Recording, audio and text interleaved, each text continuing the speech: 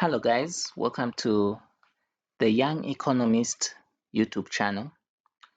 So I'm sure you may have seen the previous video which I did in relation to the classical economic model. So today I'm going to be talking about the Keynesian model, which was created by John Keynes. He was at the University of Cambridge. Yeah, very well articulate man and economist. So the thing is that a bit of a background. Remember, the classical model was mainly saying that an economy will be at full employment. There cannot be any unemployment because it's operating at full employment. Hence, production is at its optimal level. But we all know what happened in the 1920s. There was a Great Depression and massive unemployment. So in summary, a certain economist by the name of John Keynes reasoned that the reason why there was this massive unemployment is because there was no demand created, because you need to create that demand in order to have employment happening.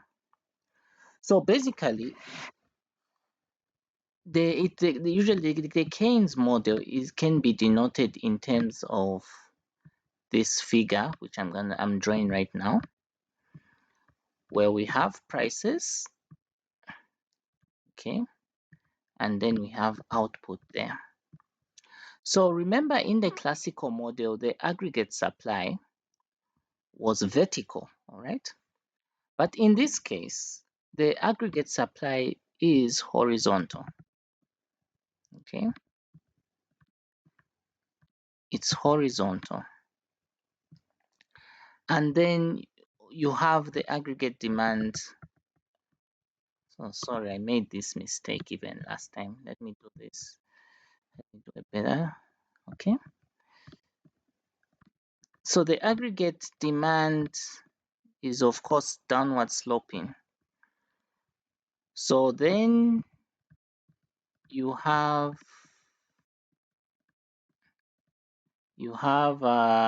output. This is the optimal equilibrium.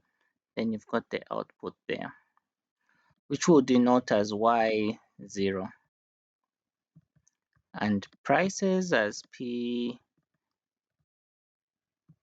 there. Okay, so now what does this mean? Remember, in the previous lecture, even if government increased spending, or even if consumers increase spending leading to a shift in aggregate demand, it wasn't going to change output because the economy is already operating at its full capacity. But in this particular case, it is totally different, because if the government increases on its spending, what will happen is that the aggregate demand curve will shift to the right, okay?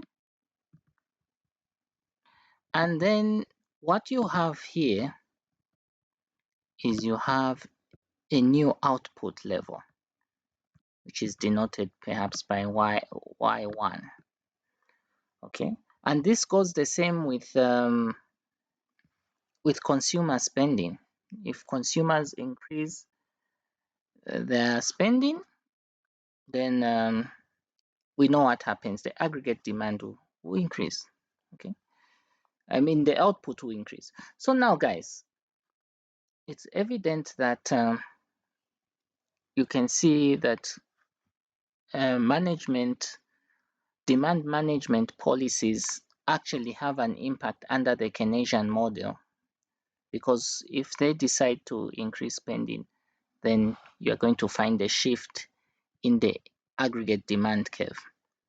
But the question is, why is the aggregate supply curve horizontal in this case, Well, it's because it is assumed that prices are sticky. Okay, so what that essentially means is that the prices do not change, they remain constant. So that is the assumption. But in reality, what happens is that I talked about the classical model, and I also talked about, today I'm talking about the Keynesian model. So the truth of the matter is that you cannot have 100% Keynesian model and 100% classical model. Okay, all right. I'm sure you agree with me, and especially for you who do a lot of reading and a lot of observing what is actually on the ground. So because you can't have that 100%, what we have is instead, okay, so this time I'm using yellow. I hope that doesn't affect your eyes. So instead we have this model, okay, aggregate supply